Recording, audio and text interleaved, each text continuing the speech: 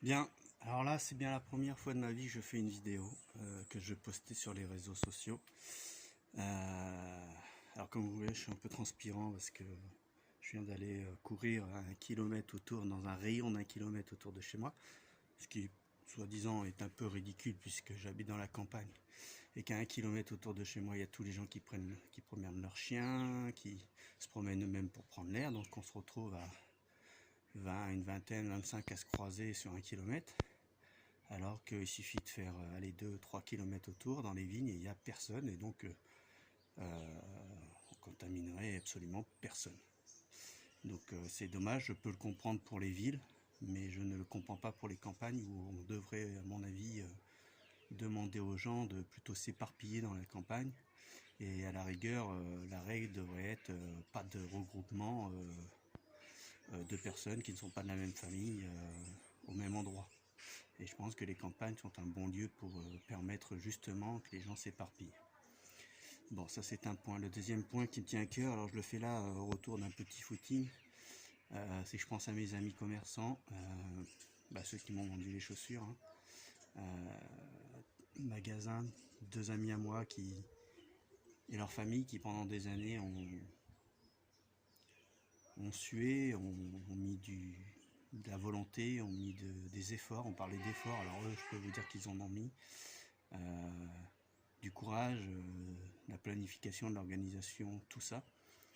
Ils ont réussi, par la force de leur volonté et de leur travail, à ouvrir 4 ou 5 magasins de chaussures, dont un magasin vraiment spécialisé running. Tout le monde les reconnaît comme des gens formidables. Alors humainement, je peux vous dire, c'est le top du top. Vous avez besoin d'un truc, ils sont là. Et aujourd'hui, moi je suis à 600 km d'eux. Ouais, j'ai essayé, à l'après du au confinement, j'en avais besoin en plus.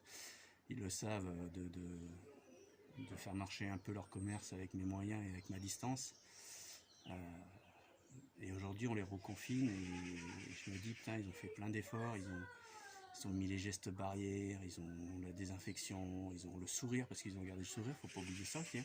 Ils ont gardé le sourire pour pouvoir servir les gens. Et à ce jour, on leur dit, vous fermez les portes juste avant Noël. C'est terrible, terrible, parce que malgré tous les messages, les gens ils vont quand même acheter leurs chaussures sur des sites Amazon, Zalando, voilà, qui ont une force de frappe incroyable. Et ouais, Zalando, moi j'ai déjà acheté, je le dis, oui, j'ai déjà acheté chez eux il y a quelques temps de ça. Je le fais plus maintenant, mais je l'ai acheté parce qu'ils sont hyper efficaces et tout.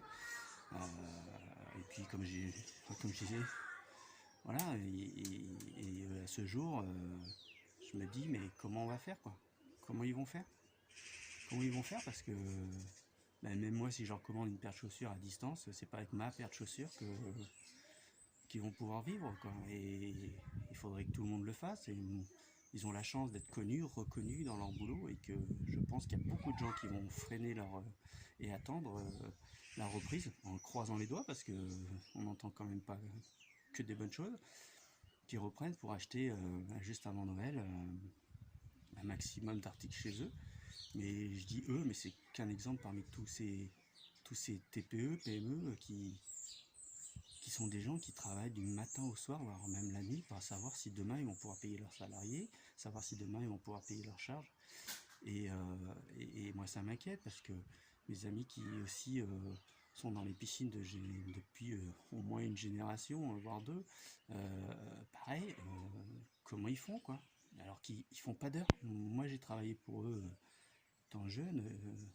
Ces amis-là là, qui, ont, qui sont en couple pour tenir leur magasin de piscine, mais c'est des gens, ils n'ont pas d'heure, je peux vous le dire, ils n'ont pas d'heure. Ça n'existe pas. 35 heures, c'est illusoire. Illusoire. Et ils se donnent à fond pour leur commerce. Je pourrais en citer d'autres, mais moi je m'inquiète vraiment, vraiment, vraiment pour eux. Je tiens à leur dire que je les aime et que je sais pas comment faire. Alors, je me permets de faire cette vidéo pas que pour mes amis, mais aussi parce que je suis psychologue et la détresse de tous ces gens-là m'inquiète. La détresse de tous ces commerçants, mais aussi je vais parler des artistes parce que j'en connais. Ma femme est dans le monde artistique, de tous ces artistes qui, du jour au lendemain, ont leur date supprimée. Parce qu'il y en a, c'est supprimé, c'est même pas reporté, c'est supprimé. Quand on reporte d'une année sur une autre, mais eux, où ils en sont où de leur année, où ils doivent faire 42 dates en 10 mois ou un an, je me souviens plus trop. Est-ce que ça compte? Est-ce qu'on reporte d'autant? C'est pas sûr. D'autant plus que je dis reporter, mais certains reportent, mais d'autres annulent parce qu'ils savent pas du tout 2021, fait trop peur. Donc on sait pas. Moi je m'inquiète pour tous ces intermittents du spectacle, parce que il faut se dire une chose, les gens ne se rendent pas compte quand ils viennent voir un spectacle.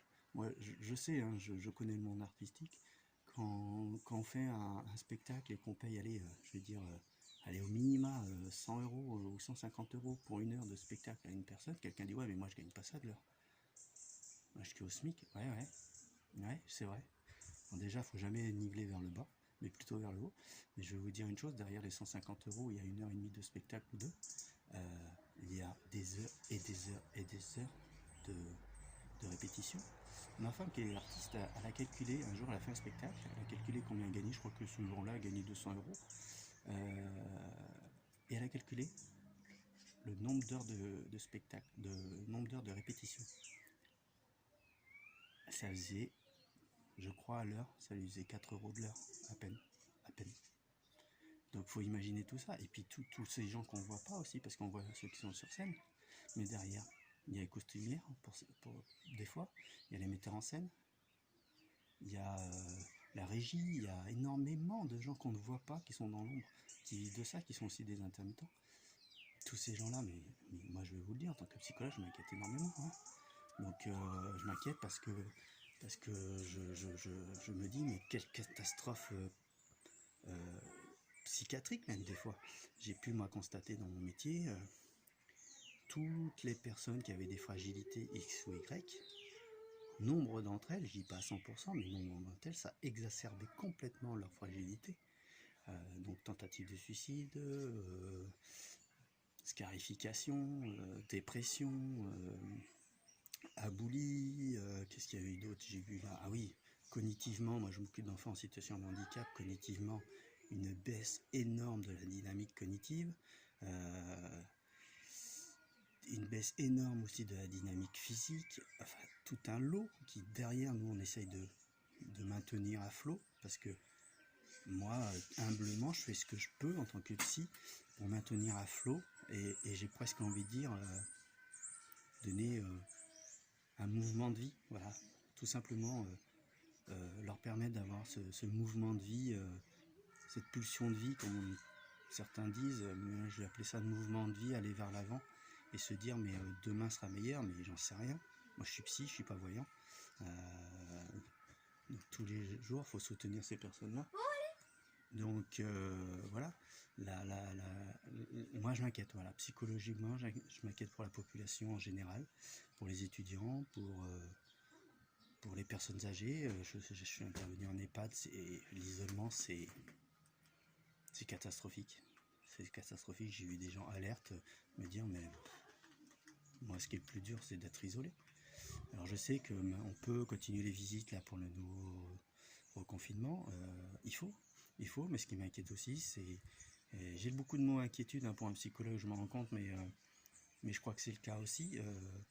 Quand je vois on ne fait plus rentrer de gens extérieurs, kinés, diététiciens, coiffeurs, coiffeuses, mais vous imaginez même pas le bienfait que ces gens-là ont. Donc d'ailleurs, je sais pas si mes collègues diraient la même chose, mais moi j'ai constaté la première chose que fait une personne quand elle sort d'un moment de stress, mais je dirais de dépression, très souvent c'est d'aller chez le coiffeur ou la coiffeuse. Donc il y a quelque chose autour de ça qui pour moi, de l'image de soi, l'image d'estime de soi, j'irai jusque là d'ailleurs, hein, je reviens là-dessus, de mouvement dynamique positive, voilà, doit être maintenu absolument. Bon voilà, certains diront ouais t'as pas grand chose à dire dans ta vidéo, ouais peut-être, mais regarde je m'en fous.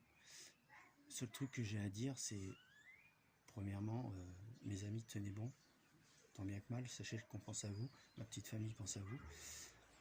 Deuxièmement, tous les autres que je ne connais pas aussi, tenez bon. Et troisièmement, ne prenez pas de façon hautain ou ne surestimez pas, surtout pas, les conséquences psychologiques de ce qui se passe. Je parle du confinement, du reconfinement, du déconfinement, mais je parle aussi du Covid, qui est une espèce d'épée Damoclès au-dessus de notre tête, qui est une charge mentale perpétuelle sur les personnes. Donc voilà, ne sous-estimez surtout pas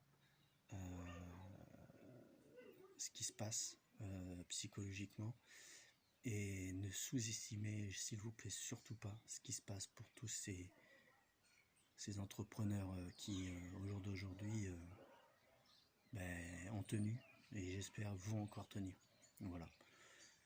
Bon, je vous remercie, je vous souhaite bon courage, et surtout, tous les gens, prenez soin de vous, prenez soin de vos familles, et